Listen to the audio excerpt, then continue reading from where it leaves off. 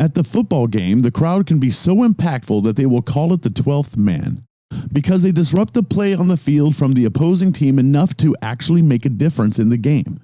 When we're living life loving Jesus, we have the third man, and he disrupts the enemy on our behalf. He is always there, always making a difference.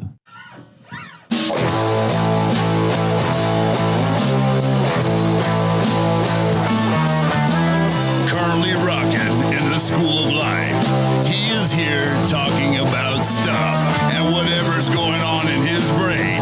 You know it is 100% Bridget!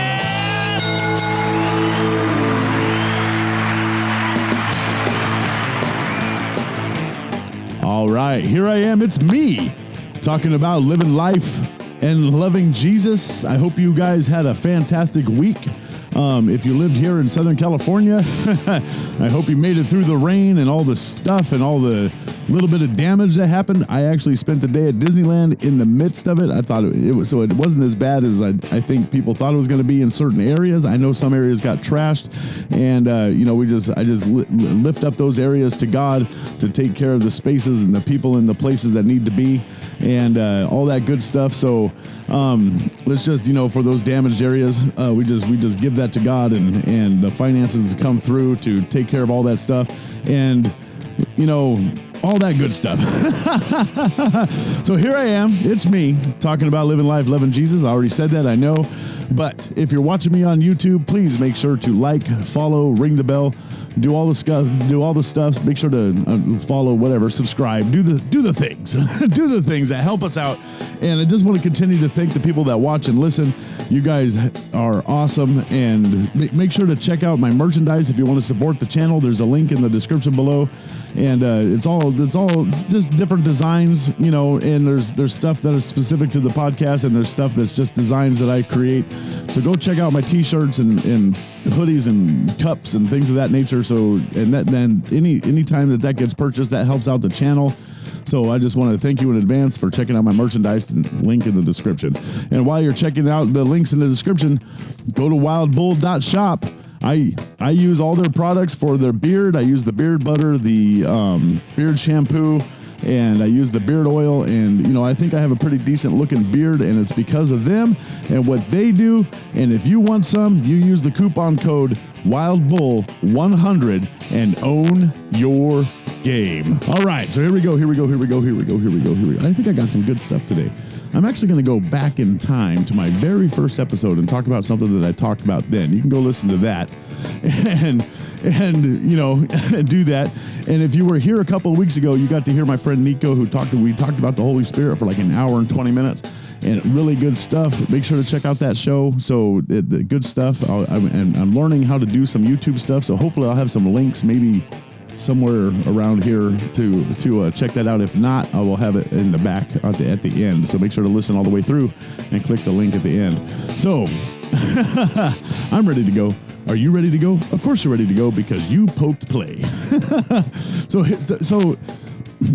there are many cases in the Bible where Jesus shows up on man's behalf. He arrives on the scene in the nick of time to make a difference in the game. So if you actually listen to the intro, that's what I'm going to talk about today. I'm going to talk about the third man. We were not designed to do life alone. We were designed for community. God created Adam and Eve so he would have somebody to do community with. Maybe he got bored of Jesus and Holy Spirit sitting next to him, and he wanted something a little extra, and he said, I'm going to make Adam and Eve. I'm going to put them together so that I can commune on earth and do some great stuff with them and all that kind of stuff. And so then they had a family and so on and so forth, and the earth starts to populate, which kind of tells us that really we were designed for community with others, not only with others, but to have community with God himself. We communicate with him. We worship him. We let him into our lives to guide and direct and comfort us. This is the function of Holy Spirit, guiding and directing. When we're living life loving Jesus, we need to know that he is always there. He is the comfort that we need in every situation, good or bad. You know, sometimes even in good situations, we need to be comforted. We need to be guided through these good situations or bad situations or whatever situations we're in. We need to be comforted in our decisions that we make when we communicate with God and He tells us what to do, and we need to be able to move forward with that. And there was a time when a group of these young men went against the grain. Go watch Against the Grain. That'll make more sense of the world's rule, and they were punished for being thrown into a furnace, a hot, burning furnace that was full of heat. But yet these cats were not harmed. And there was a time where Abraham in Genesis, he was told to go and take his son up to be sacrificed. And in the heat of the moment, a substitute was provided and his son was not harmed. You have to stop and think about the times in our lives that we can take a glimpse into our past and see where somebody or something might have intervened in certain situations. And that's Holy Spirit. That's God. That's Jesus, that He's doing something. I believe that is He's making sure that we have opportunities to get to the place where He wants us to be, not where the world wants us to be, where He wants us to be. So He will intervene in spots in our lives like He does with the three young men, and like He did with Abraham, and like He did with Noah. I mean, you got to think about Noah, because he was the most righteous. He wasn't the righteous. He was the most righteous out of the entire earth, that He was like, okay, well, at least you're following my plan to the best of your ability. And so get on this boat. They were saved. Jesus saves them in a great fashion. And the third man, the person that is there disrupting the play on the field so we cannot be harmed by the opposing team, disrupting the enemy so we can move forward in life, as prescribed by Jesus, the destination He has for us to go in, that third man is God Himself. You have to understand that God as a whole is the Trinity. He is God the Father, He is God the Son, and He is God the Holy Spirit. So when He's intervening as Holy Spirit, He's still intervening as Jesus and God. So we have the third man as a whole, the Trinity, functioning everywhere we go all the time. And we must recognize that we are a flawed people and we need help. We need help from the people around us. We need help from God. We need this help because we need different ideas of how to do life. We can't just sit around doing life individually because it makes it difficult. We need somebody to talk to. We need somebody to throw things at, to not physically, like I'm going to throw a rock at you, kind of. But we need people to throw ideas around. If you're going to start a business, I understand that the idea comes in, and I believe that business ideas come from God. And so you need to start this business, but what do? You're like, okay, well, I can do this, and this. But, I really don't know how to do this, that, or the other thing. So I need to find somebody that knows how to do that can help direct me and help guide me and help move me into that thing. And that's going to be another human being. And if you're like-minded, it's going to be a believer at the same time, somebody else that's living life, loving Jesus.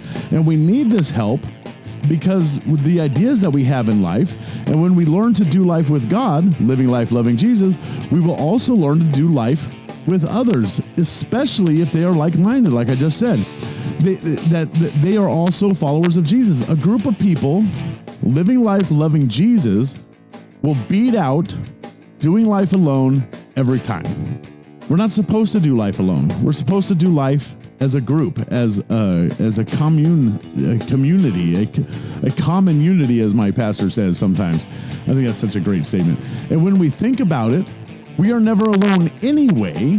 When we receive Jesus, we gained Jesus, God, and Holy Spirit in our lives.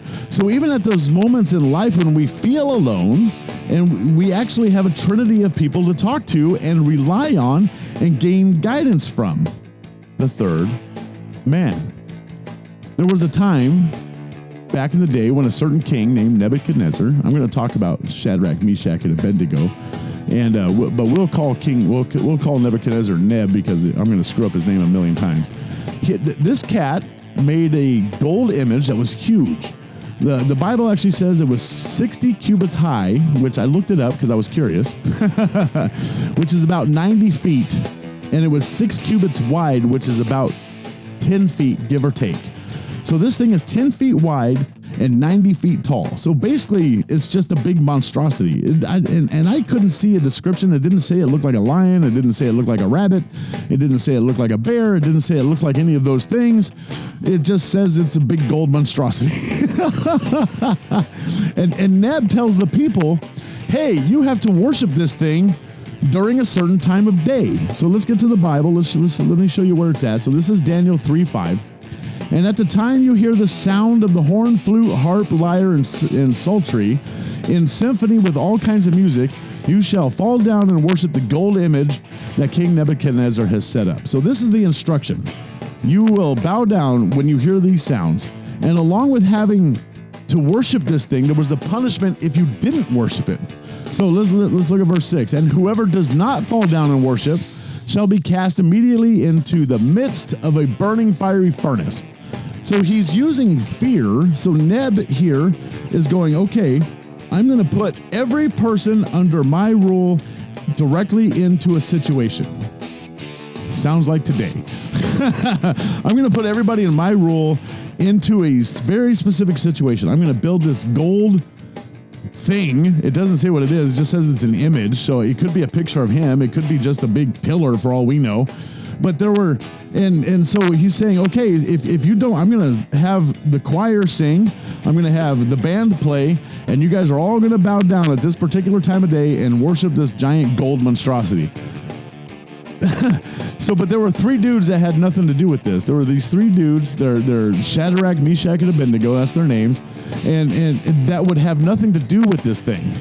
And this is why they had nothing to do with it, because they knew their God and refused to bow to anything different. Now, what I think is funny is that these guys are like, no. And after Neb was told that these guys were not going to do according to the rules, he gets really, really upset. And he goes off the handle and he has them brought to him and tells them what's going to happen. So let's continue reading. This is Daniel. We're going to skip down a little bit to Daniel 3, still in Daniel 3, 13 through 15. Then Nebuchadnezzar, in rage and fury, gave the command to bring Shadrach, Meshach, and Abednego. So they brought these men before the king. And Neb spoke, saying to them, is it true, you guys? You do not serve my gods or worship the gold image which I have set up? Now, if you are ready at the time you hear the sound of the horn, flute, harp, lyre, psaltery, in symphony with all the kinds of music, and you fall down and worship the image which I have made, good. But if you do not worship, you shall be cast immediately into the midst of a burning fiery furnace. And who is the God who will deliver you from my hands? So here's Neb. He actually questions. He goes, hey, look, you clowns, I set up this thing, and I want you to bow down and worship it when we play the music. This is the rule. This is what I've set before you, and you must do it. And they're like, no. And he goes, well, if you don't, we're going to try this again. So this is, so he's in control of the God, I guess. Like, okay, everybody play the music. And they don't bow down. But these kids, what they did, they knew they had the third man. They knew they did not have to worry. They knew they did not have to be in fear. They knew that they will be saved, and they now have such a great faith that he will disrupt the enemy, that the play on the field will have to change, that they respond with one of the greatest statements I believe is in the whole Bible. So watch this. Here's Daniel 3, 6 through 18. Shadrach, Meshach, and Abednego answered and said to the king, O Nebuchadnezzar, we have no need to answer you in this manner. If that is the case, our God, whom we serve, is able to deliver us from the burning fiery furnace, and he will deliver us from your hand. Look at the faith that these kids have. They are straight up defying the king. They are going against the grain in such a fashion they're defying the king. And then they say this, but if not, let it be known to you, O king, that we do not serve your gods, nor will we worship the gold image which you have set up. So let's look at what they say. If that is the case being that they get thrown into the fiery burning service, The burning fiery furnace, whatever. Our God whom we serve is able to deliver us. The third man will step in on our behalf and change the game. I'm going to say it again. The third man will step in on our behalf and change the game. And if he doesn't do it, we're good. We're still not going to serve your thing. We'll just go in there and be martyrs. And I'm going to say that, but if not, here's the key to this whole faith thing. But if not, they believe so much in their God over the gold monstrosity that even if God doesn't show up, they will not serve the gods set up by Neb. I think this is one of the greatest things that you could think of in the whole Bible. You have an issue in life. There's something going on in your life. And you're like, I'm never going to get through this. I'm never going to get through this. Saying I'm never going to get through it, first of all, is not the faith that Shadrach, Meshach, and Abednego have here. Their faith is it's going to be taken care of, whether it happens or not. If we get thrown in there and we die, we have a destination. We have a place to go. We know the God of everything. And we know that no matter what happens, we have a destination. And the king gets so mad at them, and he has to follow with his decree, and he actually throws Shadrach, Meshach, and Abednego into the furnace. And Daniel 3:19 says the furnace was turned up 7 times more than normal. So he wasn't just going to throw them in there into like a little fire. He's going to throw them into the hottest thing that could ever happen. And their mindset is, go for it. I got the third man. Go for it. And if he doesn't show up, I still love him and trust him enough, and with all my heart and all my soul and all my mind, that I don't care what you do with me. I'm not worshiping the big gold monstrosity. I'm not doing this thing. So he goes and grabs his men. So this, first of all, let's look at it this way. This furnace is turned up 7 times. This is hot. This is super hot. This is death hot. And it's noticeable. Watch this. So the third man, or in this case, the fourth man. Watch this. So here's Daniel 3:23 through 25. And these 3 men, Shadrach, Meshach, and Abednego, fell down, bound into the midst of the I always screw this up, the burning fiery furnace. Now I'm going to stop here because they fell down bound. So they bound them up, they tied them up, so they weren't able to just go in there and run around. So, which is kind of fascinating, because watch this in a minute. Then King Nebuchadnezzar was astonished, and he rose in haste and spoke, saying to his counselors, did we not cast 3 men bound into the midst of the fire? They answered and said to the king, true, O king. Look, he answered, I see 4 men loose, walking in the midst of the fire, and they are not hurt. And the form of the 4th is like the Son of God. Jesus shows up in the fire. Their faith was so strong that they said, guess what? The third man's going to show up. The third man's going to show up. The third man's going to show up. And if he doesn't, throw us in there anyway, because it's still going to change the game. These guys were dancing in the fire, which means that the fire was hot enough to burn off their bindings, was hot enough to burn off what was keeping them. They were bound and thrown in, so they were tied up, but now they're dancing in the fire. Now they're moving around in the fire, which means that the fire burned off all the stuff that would have bound them up. And God shows up on the scene. The third man shows up on the scene, and he steps in and says, you will not be burned today. Just like Daniel in the lion's den. He gets thrown down into the lion's den, bound up, or I don't know if Daniel was bound up. I have to go look that up. But he gets thrown down into the lion's den. Guess what? God calms the lions. The third man shows up, changes the game on the field, changes the atmosphere in the room. Everything changes. And how tough is life that we can't dance in the fire? When we have the third man, we can dance in the fire. We can move amongst a corrupt world without fear. We can know that beyond the shadow of a doubt that we have a partner in this life, and he will show up on our behalf and disrupt what the enemy has planned. And when we have this kind of faith in God, we can accomplish anything. We can move forward without worry. Even if not, we know that we have a destination in life. You know, when we got saved, if you're living life loving Jesus, we got saved, we got Jesus, we got heaven, we got a destination. We didn't just get a destination, but we got a destiny. And God has to intervene sometimes because we're out making mistakes or doing something wrong, or maybe our faith is so strong that the world is coming down on us. Go read go listen to or watch Against the Grain.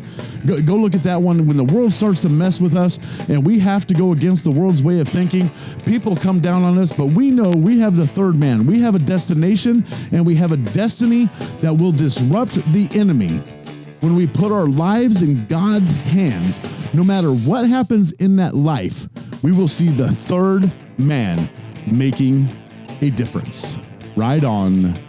Right on.